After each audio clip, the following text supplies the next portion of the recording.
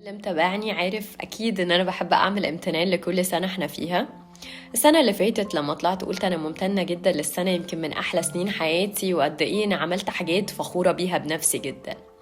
وزي النهاردة السنة اللي فاتت انا كنت بحضر شنطتي عشان رايحة معسكر البي او سي اللي رجعت قبل بداية السنة الجديدة بيوم واحد، وكنت ممتنة وفرحانة جدا بالسنة اللي فاتت جدا.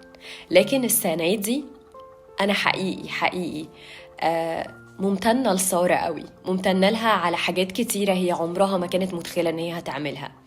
قرارات مصيرية أخدتها لوحدها بدون تدخل حد، شالت مسؤولية على دراعاتها تهد جبل وقدرت ان هي تستحمل.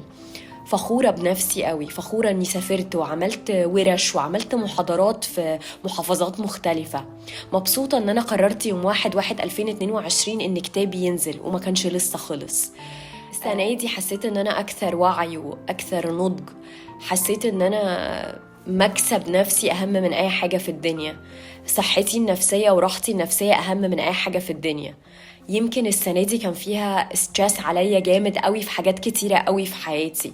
يمكن عدى 3-4 شهور من عمري حسيت ان انا مضغوطة جدا، ومع ذلك كنت بكمل ومش بقف. ربنا كان مديني صبر وسلوان نزل عليا وبيقولي اللي جاي أحسن يا سارة. كنت واثقة دايما اللي جاي أحسن، ومتأكدة ان السنة الجديدة هتبقى حلوة وهحقق فيها الأهداف اللي أنا حطيتها قبل ما أطلع الفيديو ده. مش زعلانة، مش بزعل على أي حد طلع من حياتي خالص.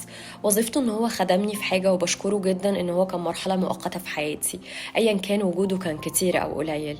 دايما بشوف ان الصاحب الحد اللي بيدخل حياتي بيكون صاحب مواقف او صاحب جدع او صاحب، ما بسميهوش صاحب عشرة ابدا، لاني ما بقتنعش بفكرة العشرة دي خالص. ممكن اتنين يبقوا مع بعض من وهم صغيرين ومرة واحدة الاتنين ينفسنوا على بعض أو يطلع نية واحدة مش تمام يعني. فبشوف إن الصاحب صاحب مواقف.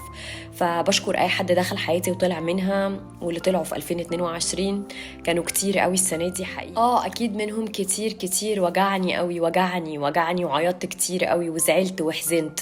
بس لما قعدت بالورقة والقلم كده وقلت أنا اتعلمت من العلاقة دي إيه، واديتها إيه، وجنيت منها إيه، وأخدت منها إيه، حقيقي بهدى كتير. يعني لما بحط نفسي قدام الحاجة وعيني بتشوفها بهدى كتير جدا. آخر حاجة بحب أتكلم فيها إنه كل واحد فينا عنده عيوب كتيرة جدا، كل واحد فينا تعبان من جوه جدا، كل واحد بابه مقفول عليه، محدش يعرف ورا الباب ده فيه إيه. بس أكيد بنحاول إن احنا نكون النسخة الأفضل مننا. فأنا حقيقي ممتنة جدا ل 2022 بكل حاجة حصلت فيها، بحاجات كتيرة قوي أنا استمتعت من قلبي فيها، ولحظات كتيرة قوي عشتها وأكني بعيشها أول مرة. لحظات كتيرة قوي وجعتني، ممكن تكون أخدت حتة من قلبي كتير، ولحظات ادتني إحساس أمان وثقة وسند وراحة، حاجات كتيرة قوي حلوة. فأنا ممتنة ل 2022، واثقة إن ربنا سبحانه وتعالى هيديني حاجات حلوة في 2023 بعد ما رميت النية إن شاء الله لوجه ربنا الكريم.